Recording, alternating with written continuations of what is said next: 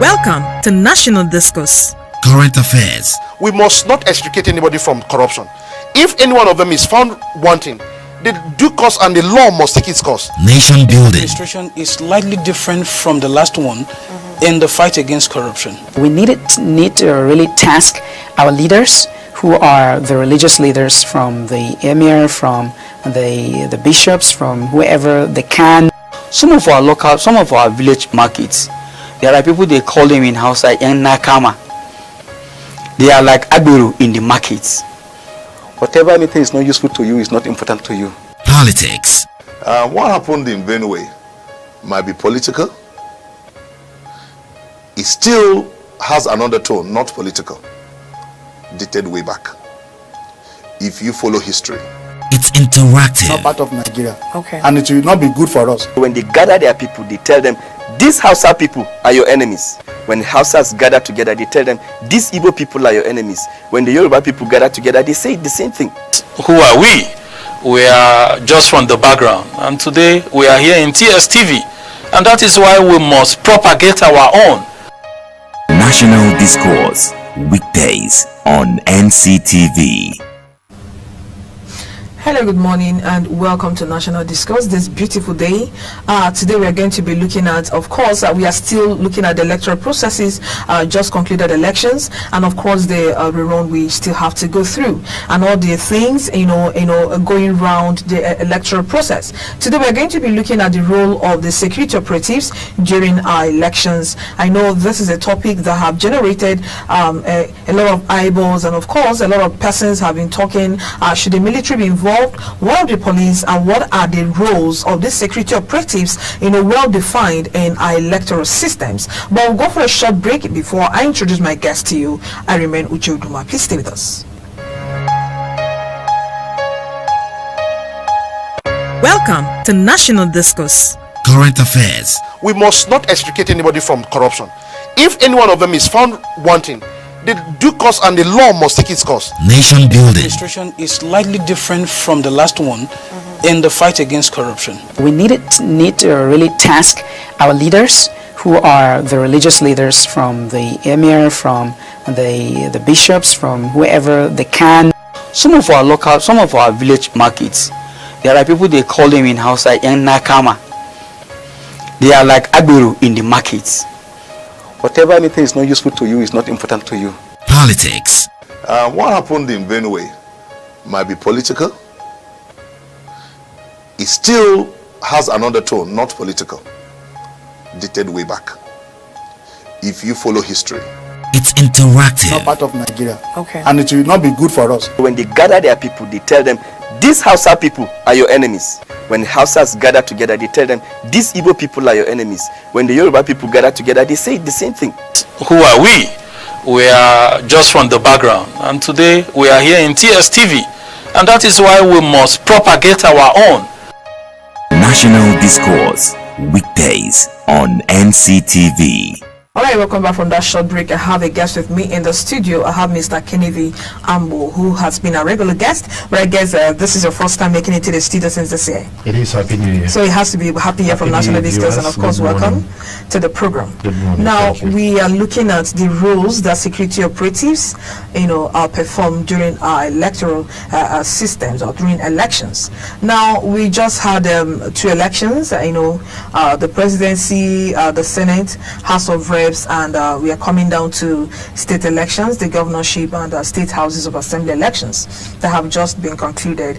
And of course we are looking ahead on the 23rd to have a rerun and every other controversies around the elections. Now the question on the table is looking at or having a quick review on what has happened on the 23rd and on the 9th of March.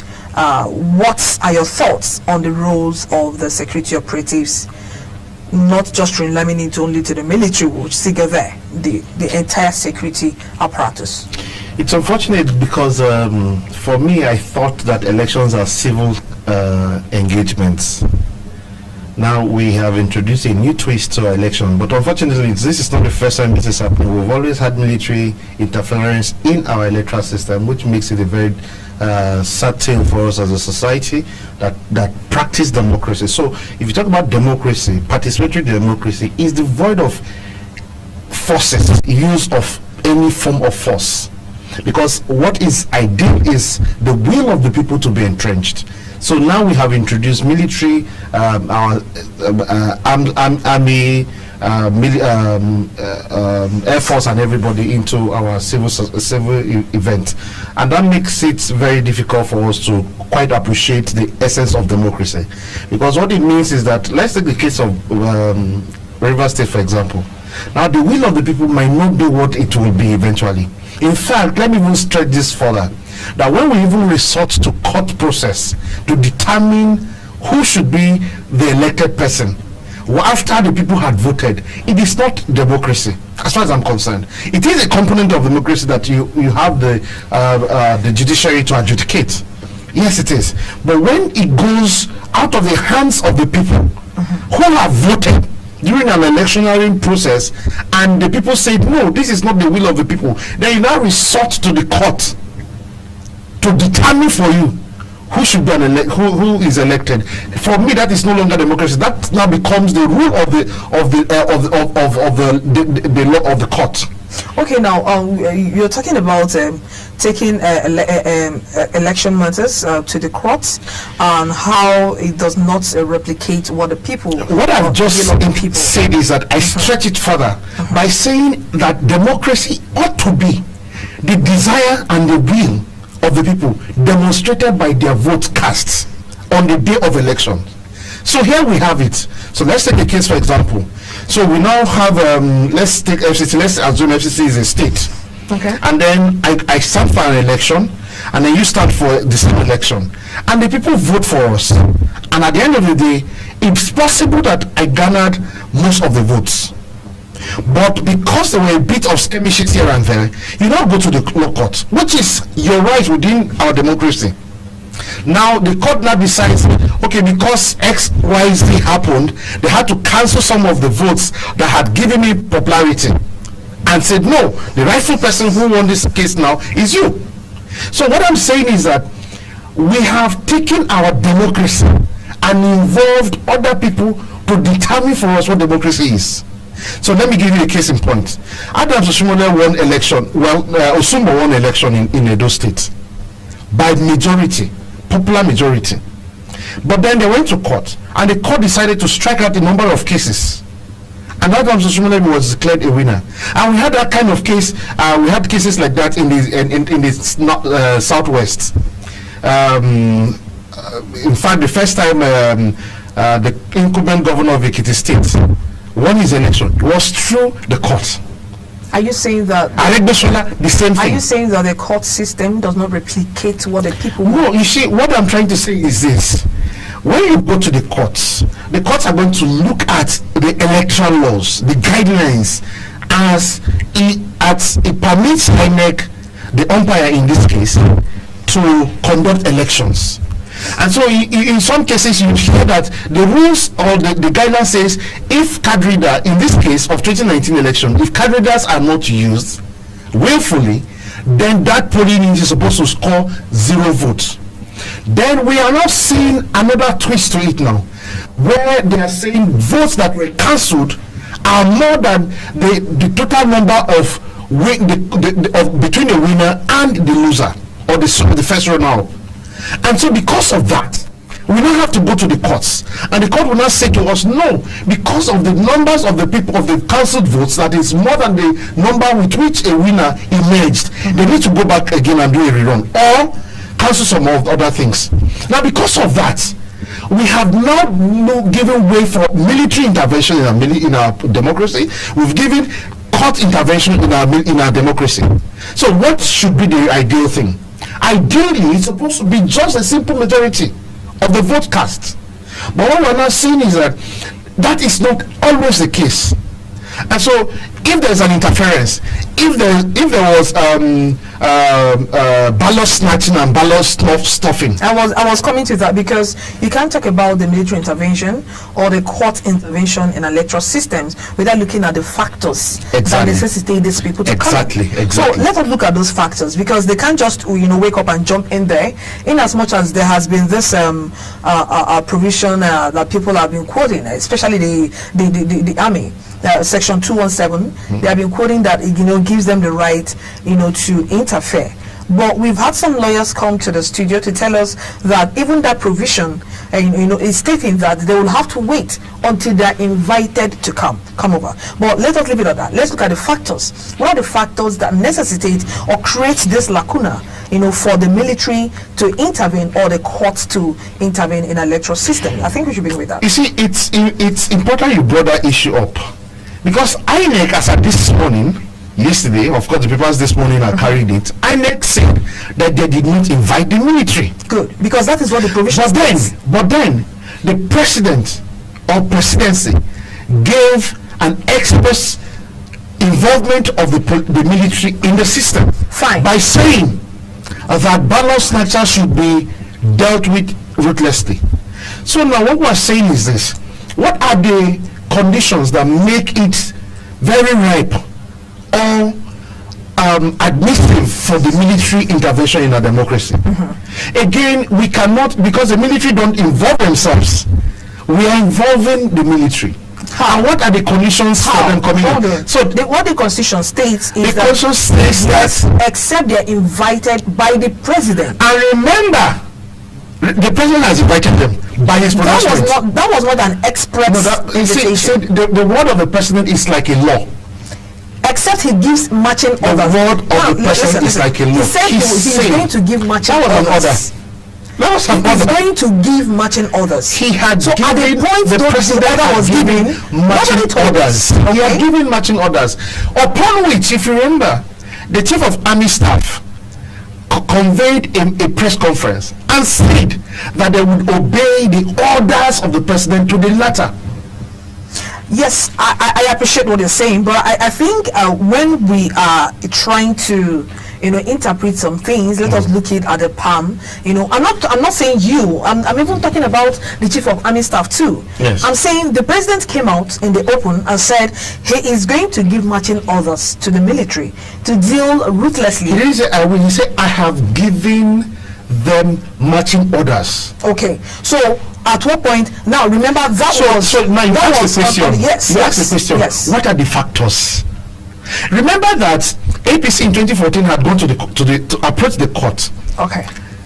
On this issue of involvement of military in our electoral system. Okay. PDP, if you remember, when Ayoshe won his second term, it was because they used military people, military officials. I think I can't remember his name now. Is it Segiro or I can't remember his name now? Who came out and said, I think he went to wall and said that he was the one that they used in making sure Ayoshe won his re-election. Now, if you remember, on the Thursday before the eve of the election, we had reports that military people had prevented Amechi and a host of other APC stalwarts at that point from entering into Ekiti State. Now, we also had that military people gave backing for money to be involved in that election.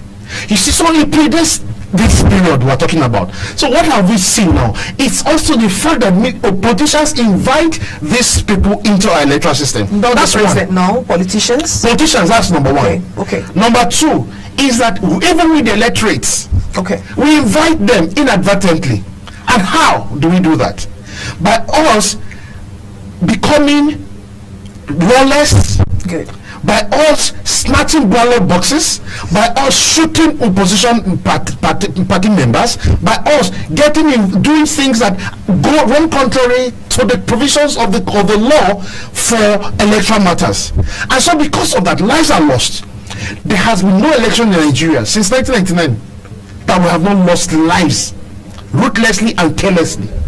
And so because of that, it became important for them to, so I would want to say that the involvement of military people in our electoral system is like a child of necessity.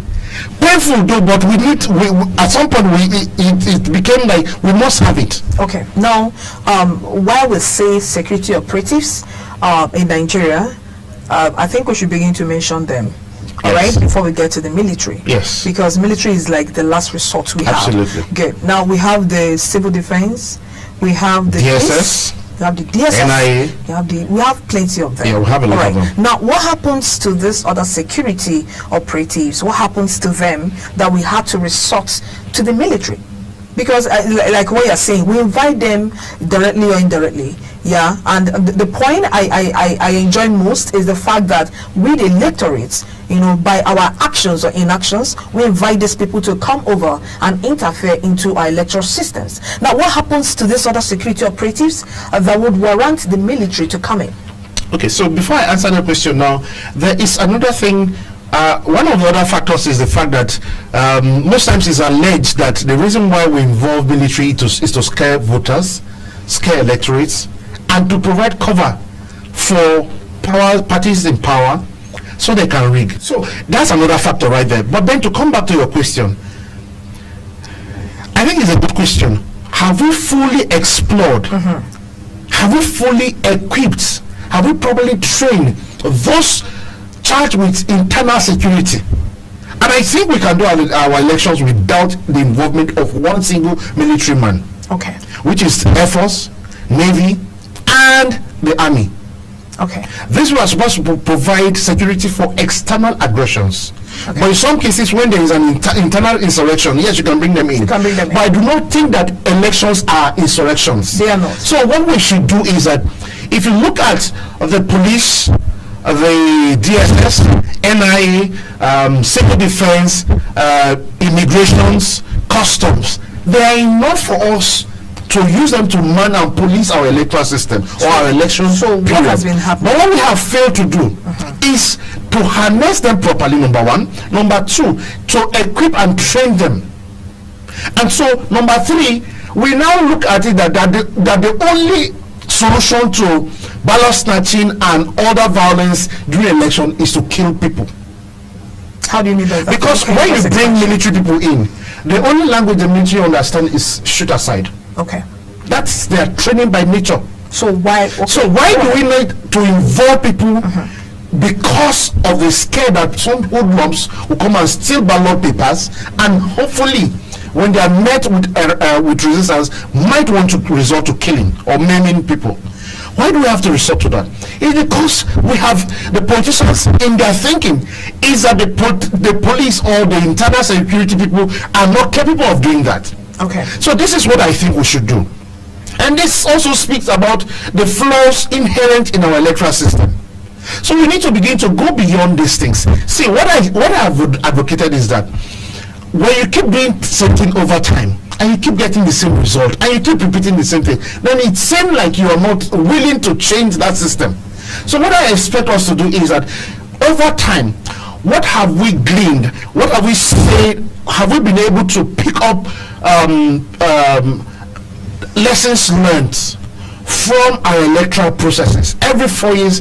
And some cases we don't wait for every 4 years. In between elections that are cancelled and rescheduled, we have these elections. What are the lessons we learned? Because when this professor came, Mahmoud Yakubu came as the INEC chair, the first election he held was that of Kogi State, and from that election I knew that this is a glimpse into 2019, and I had said it in a different forum then, or different fora then, and I said that 2019 has just been demonstrated to us by the elections in Kogi State and that of Bayelsa State. And why did I say so? They say a journey of 1,000 miles starts with a step. That's wrong. It starts with a right step in the right direction. So when you start 1,000 mile or it's a journey of 1,000 mile and you start with the wrong step with the wrong direction, then it shows us the way you're going to go to. Now, are you saying that you in particular had seen? I had said it before. That what happened on another platform, and I had mentioned it. You had predicted that. I said that would happen. This was what I said. I said that I am afraid that this election that was termed inconclusive in Kogi State, eventually we lost the leading candidate then. I said this, and I said it. I said, I foresee that 2019 is going to be like this. Right. It shows that, number one, inconclusive a lot of that, and at the last count we have about 7 to 8 states that have not, we have not concluded the elections. Okay. So we are supposed to have had 5 elections in this period. 3 at the presidential level, that's the president, senate, and house of reps. Then we're supposed to have that of the state, which is the state gubernatorial, and the houses of assemblies. Now, before we go further, can we start looking at the qualifications or the prerequisites before you bring in an INEC chairman? Now, a lot of persons have come on this platform too and other platforms to talk about the INEC chair, what he has done and where he has gotten it wrong and what he has done rightly. And the question I normally ask is, can we have a sharp contrast between Yakubu Mahmoud and Jega? Well, you see, can we have a sharp contrast? Yeah, we can have that contrast. 2015. But there's a question we have before the contrast, which is, what are the requirements? What are the and I think that when we keep getting it wrong, and it's not only with INEC, every other sector, is the fact that we always bring external people to run the affairs of an existing legacy. And so what should we have done actually? Number one is that we should have an internal process where hierarchy is entrenched. And by that simple structure, you know who the next INEC chairman should be. Then with that, we should also have a mechanism within the system that looks at the previous elections and take lessons from it. What did we do right? What did we do wrong? Where do we need to go? Which of the laws we need to go back to the National Assembly to re-amend? Okay. But you see, we hardly do those things. And so after the elections of 2015, we all went back and slept, all of us, which is what culminated in the lack of preparedness we saw, that the election was postponed by a week. Okay. It is because lessons were learned, but we didn't take them into account. And so we introduced the card reader by 2015. They were not legislated upon. So the court said that any case arising from that is alien to the laws of Nigeria. So what should we have done? We should have legislated on it. Even as at now, it's not legislated because the assent was withheld by the president. And so we have not moved from where we were. In fact, we retrogressed. And so what are we now seeing? In the case of the card reader, now some cases there was an abuse of the card reader, and we have seen a media house one day invited an INEC staff to their studio, and the anchor said they should go and bring him a card reader from within the studio. How did their card reader get to them? The INEC, he didn't tell us how. The INEC official didn't tell us how. The INEC itself has not summoned that radio station, and we have seen in previous times where voters' cards were printed at the late Adedibu's house, and we have seen that in Emir's houses and Oba's palaces. We cannot continue this same trajectory and expect a different result. So what do we need to do? We need to look at set the baseline for conducting our elections. And so coming back to having the sharp contrast, number one is the individuals. I believe what markedly not the profession. No, not because a lot of persons are saying why bring professors in. It's not professor, because if you look at it, the 12 of them are professors. Good. So but no, I just want to know that difference. Operated within the same law. Okay. Because the laws we are using in 2019 election were still the laws of 2011 election amended. 2015 too. 2015 that we're still using in 2019. So again, that's similarity. Number three is the fact that they still operated within the same environment, which is the INEC. The same system, same structure, using the same ad hoc staff. But what is the difference? I think that what the difference is in the individuals. Because I believe that the two personalities have different traits. One, different traits, yes, like character traits. Yes. All right. One, demonstrated that he wanted a legacy. One demonstrated that he would not compromise the system. One demonstrated that he wanted a departure from the past. But this current INEC chairman, what we have seen is complacency, lack of indecision, I would say, lack of preparedness, adequate preparedness. And so these are some of the things that has markedly shaped the narrative of 2019 election from that of 2015. And so what I think we should do from now is, rather than using this faulty system, and so this is what I think, you now go and bring a professor from maybe from a university who probably have not had experiences in election. Even if he had the collation officer or returning officer, it is quite different from running the organization. Okay. Because you need to have enough experience, not just 3 years experience, to prepare for an election that will determine the future of the nation. So what I think is that we need to have a system where the people from within, if we therefore means that all we need to have is, if we think that the people that can solve our problem are professors, then we should now start recruiting them as INEC commissioners. System. Yes, as INEC commissioners, as INEC resident electoral commissioners, and all of that, so that they can grow within the ranks and learn the ropes. We can't keep trying this process over and again. What is this thing about having professors? Like, I really do not understand where that is coming from. I really do not understand it, because I think the introduction, I don't know who was the first. I think it's Morrissey that we introduced as the first professor, I think, and from then they follow it. Everybody now followed with professors. So I do not think that professors necessarily possess the requisite knowledge and wherewithal to procure our electoral system. Or you think they should be inculcated into the system itself?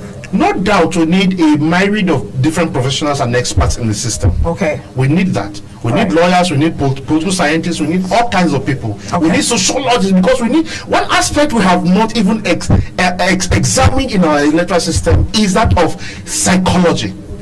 How does a politician win an election? Why do certain parties end up winning elections year in or cycle in, cycle out, and others don't even make one, don't even produce a councillor? We need to look at the psychology. What makes people sell their votes? What makes people to be averse to going to collect their PVCs? Why is it that why is the process so cumbersome? Why can't we translate to electronic voting? These are certain things we need to look at. So it requires also a lot of psychological thinking into it. We need to find out why is it that the elites do not participate. Now, we have not been able to go beyond 30%, 33% of the total registered voters casting their votes. Do we even know? We said, INEC told us we have 84 million voters registered. Do we know how many of them are dead? Do we have those statistics? So this, you see, the work of INEC needs to be clearly spelled out. And the people need to be up and doing, because I think that leaving them to always resurrect every 2 years before election is not worth it. They need to be working all year round before and towards elections. So we need to spell out for them clearly what their roles are. And again, the human factor, the interference of politicians and parties, we need to look at that. So we need to find a way to be able to sanction things, because up until now, the electoral laws, or because the courts that we are supposed to have, the US committee of 2007 panel recommended that we have a special tribunal court, and I think we've talked about that here, where we can try electoral offenses. But let me mention something. The general court. And not the general court. But let me even mention something. Have you wondered and noticed that we have never tried one politician for electoral offenses? Because if we are serious, for me, as far as I'm concerned, the electoral offenders are not even the people who go to snatch ballot boxes, because their names are not on the ballot boxes. They are not contesting for any election, but we apprehend them, but we end them. Why don't we find out who sent them there? Why don't we bring them to our works? So again, the INEC, the electorates, the government, security agencies, and our laws are all compromised, which is why we are not going to get closure onto this matter until we can bring perpetrators to book and try them and sentence them. We are not going to make any headway, because you know why? The politicians profit from a faulty system, and that is why. And you know, I am getting a bit worried with our legislative arm of government across board, from the federal to the states. The caliber of people that are going in there, I am worried. We have people who are owing government to the tune of 10 billion, 100 billion, 100 and something billion naira, and they are becoming our legislators, senators and House of Representatives. We have had cases in this country where notorious 419ers, fraudsters became reps members. We can't have quality legislation with people like that. We're now beginning to have people who have stolen the resources of their states blindly, and now they are going to legislate for us.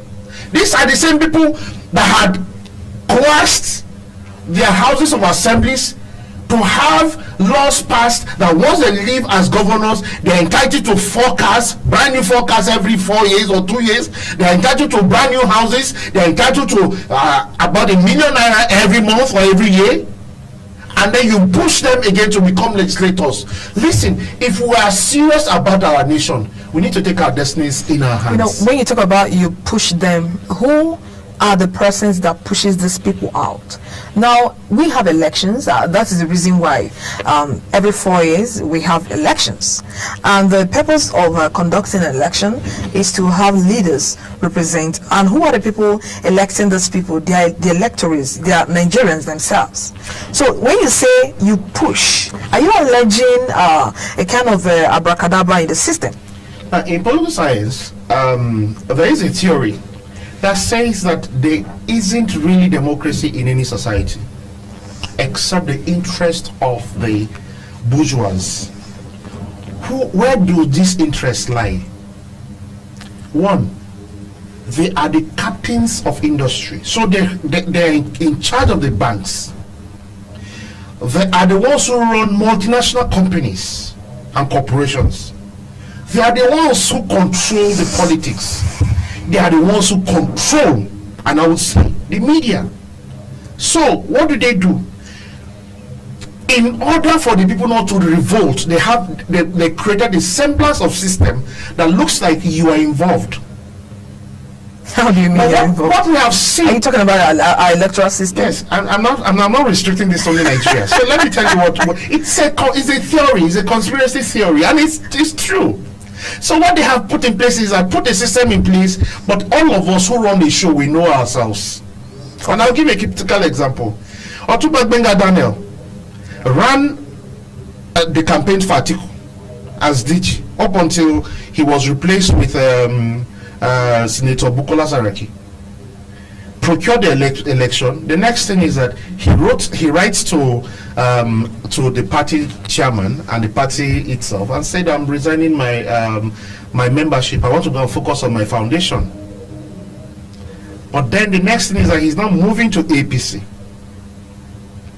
And if you go to APC, most of the people in APC were in PDP. Up until the last day of election, people were still migrating from PDP to APC. And they are welcomed. So that is a conspiracy we're saying. And you see, we have just completed elections. So let me even give you a typical example. In 2015 in Benue State, for example, Suswam Gabriel was going to leave government house after serving Benue State for 8 years. And he wanted a particular young man to take after him. So he brought Tazo, Honorable Tazo, to become a PDP flag bearer. The current governor was a PDP member. He was a minister under PDP that was appointed by the PDP to be minister in Abuja.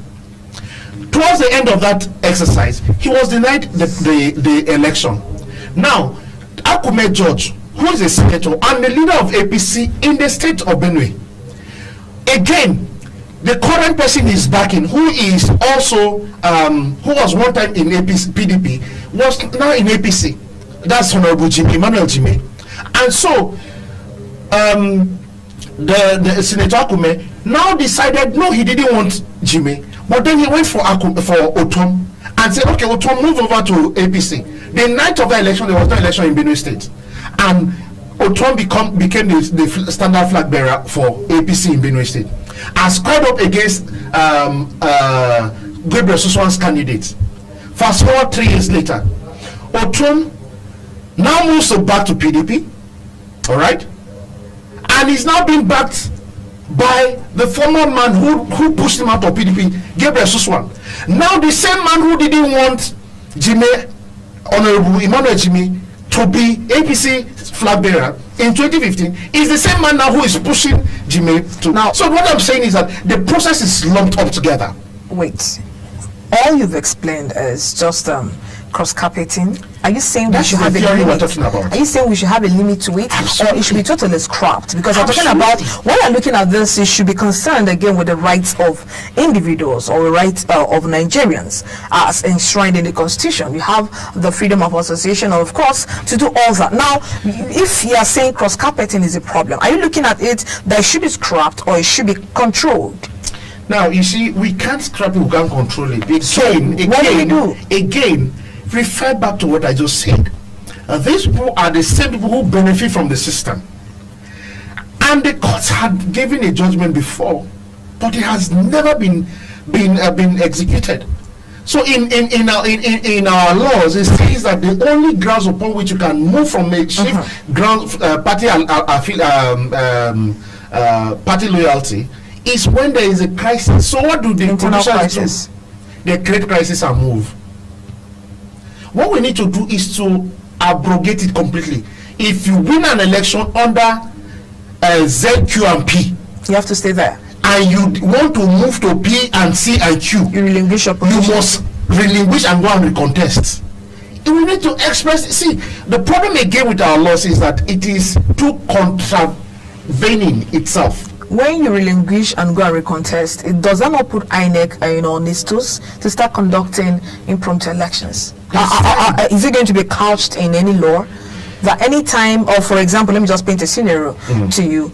I just got elected under party A, and then after 1 year, I just feel, let me move to party B, and I just signal INEC, I want to move, I'm dropping. Please, can you come and conduct an election? Now, what happens to the other political parties I'm supposed to contest with?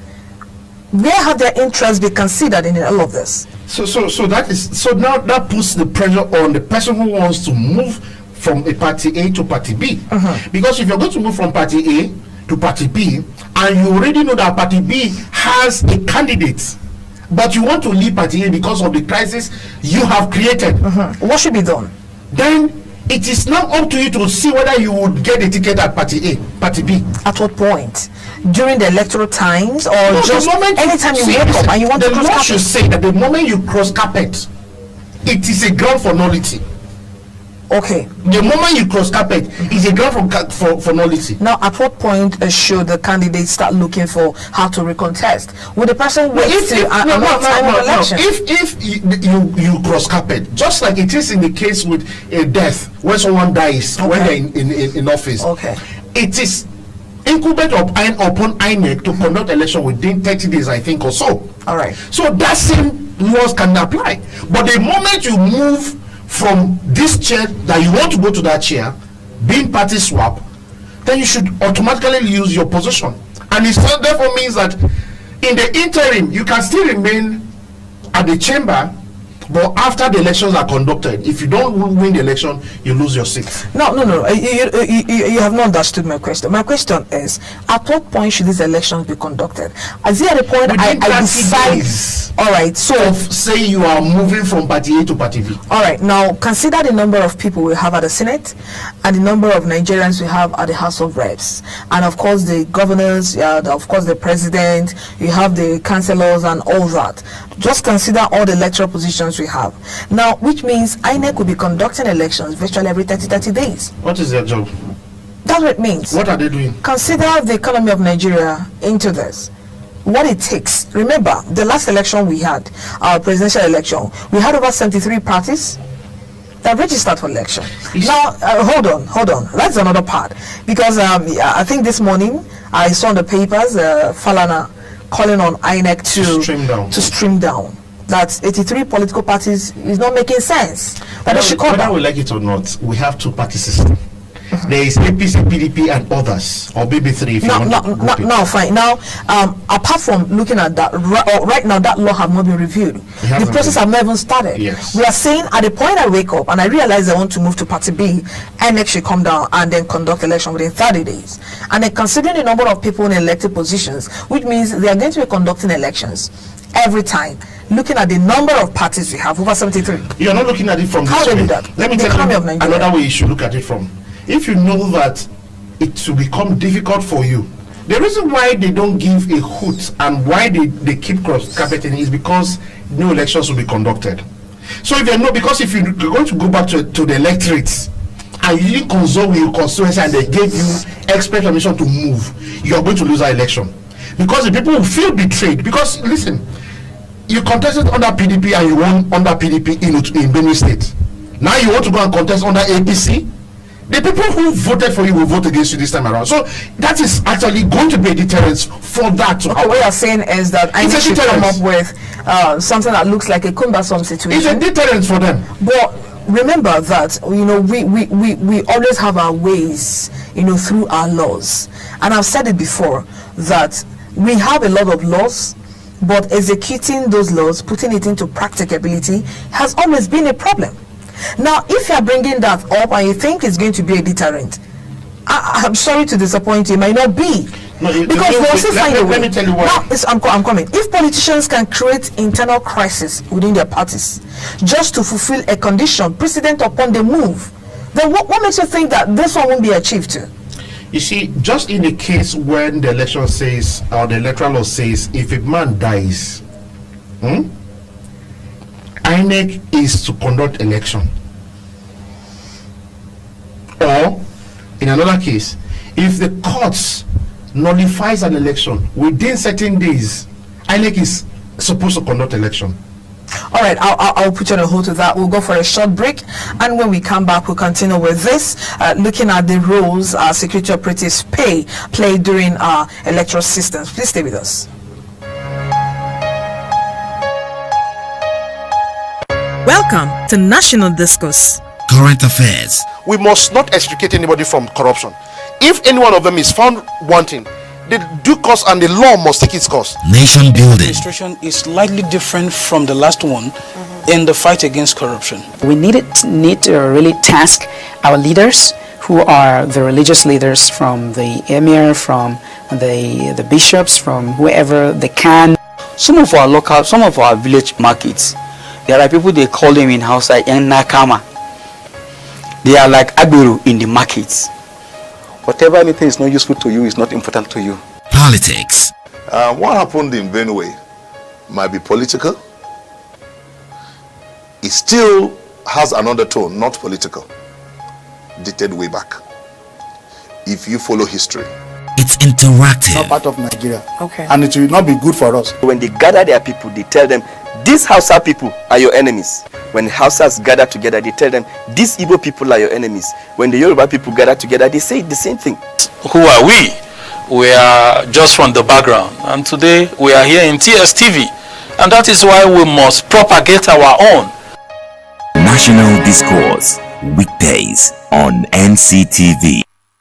Back from that short break, and we are still in the studio, and I'm still here with Mr. Kennedy Ambo, who has been giving us very hot reasons why we shouldn't have military intervention. Of course, we have delved into other areas but it's still, as it relates to electoral processes, these are still some of the reasons that that gives rise for the military to intervene in our processes. But sir, what I want us to look at right now is the relationship between these security operatives. Now, we have earlier mentioned the security operatives we think should be involved directly or indirectly in electoral systems.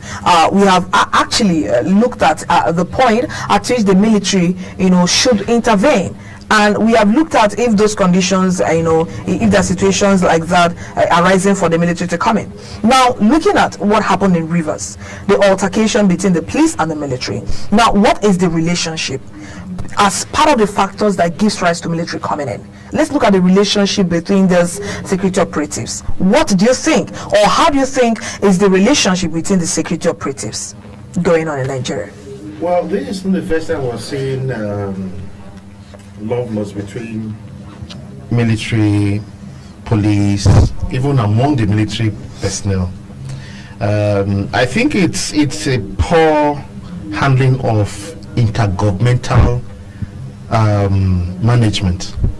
So we keep seeing agencies or agency rivalry all the time. We've seen DSS versus police. We've seen police versus military. We've seen military army versus navy. We've seen navy versus police. So it's all a plethora of inability to manage the system properly. But I think if we look at, and this is my verdict, at no costs, under no circumstance, should we ever have military in our electoral system. Ever. You know why? Because they're not necessary. If immigration has a number of, I think they have over immigration prisons. We didn't even add prisons. Immigration prisons, these people will have about 500,000 or more. What is 500? Because police alone is about 360,000 personnel. But talking about immigration and prisons, we don't really see the involvement. They're not involved. Even immigration is supposed to be involved because of our borders and to check whether aliens are voting. So they're supposed to be involved. But we only see them at the point of press conference. And customs too. So why should we involve military? But let me even state something. Why I think it's a conspiracy by the politicians, and earlier on I had said one of the responsibilities lies with the electorates, but I think it's not true. Let me explain that. If you see the elections in Nigeria, you would see the electorates go and fight up to cast their votes.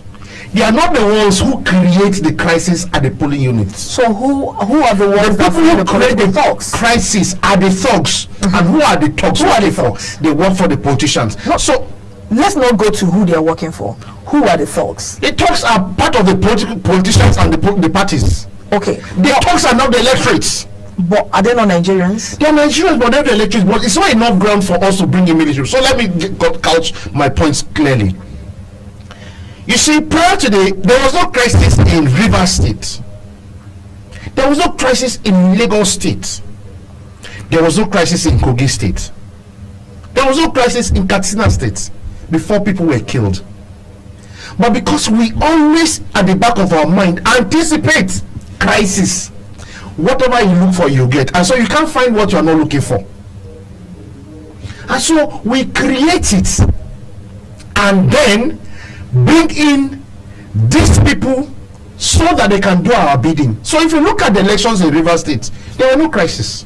What we had was that people brought in military, who eventually at the end of it, there was a squabble between military and the police. But I think that the two gladiators in Rivers State and their puppets and everybody around them should be rounded off. And I will explain why. In 2015, Wike was with the federal might. He deployed it squarely.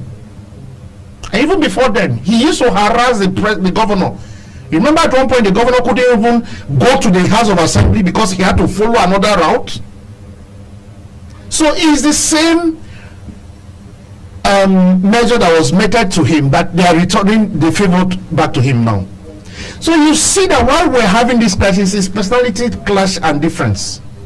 Not the security. It has nothing to do with our elections. No, hold on. Now, if we have politicians, instigating this fight amongst the security operatives, remember we are talking about the relationship between these two people. Having a case study of what happened in River State between the military and the police. Now, if the security operatives know their boundaries, they know their individual JDs, do you think they would allow the politicians to coerce them into an uncommon relationship? But you see again, let me answer that question. Where it is only the responsibility of police to be involved in an electoral system, okay, military is not. So you bring military and they want to usurp the powers of the police and subpoena the powers of the military, the police. That's where the clash comes from. But if the police were doing enough, the if they police were living up to their responsibilities, do you think the military would have had I do not think it is correct for us that to see the military now have the military solve our problems. No. So neither is the military leaving us up to his billing. Listen, the problem is this. We need to understand why we are having this crisis. It's the jostling for power. And the actors are the ones. Let me tell you, if we want to nip this problem, we should always, if there is crisis, one of the right acts is that if there is crisis, the political actors and their parties should be picked up. Because they are the ones who sponsor, they are the ones who arm, they are the ones who equip them, they are the ones who give them money to go and share. All right, now what is the solution to having military altercation every time in electoral processes? What is the solution in just a minute? The solution is that number one, don't ever, and I stress that again, ever involve them in our election and electoral processes. Ever. Even when restrict them to the borders. In fact, if you want to involve them, let them just man all our porous borders during election days. Then bring in prisons, bring in immigration, bring in customs, bring in all the paramilitary. If you want, go and bring in Boy Scout and Girl Scout to man elections, but we do not need military. Wow. All right, thank you very much for coming to this program. My pleasure. Mr. Ord, we have really missed you on this platform. Thank you very much for coming. And people, this is where I draw the curtain on National Discourse. I still remain your host, Uche Uduma. Tune in tomorrow for another interesting package. God bless you.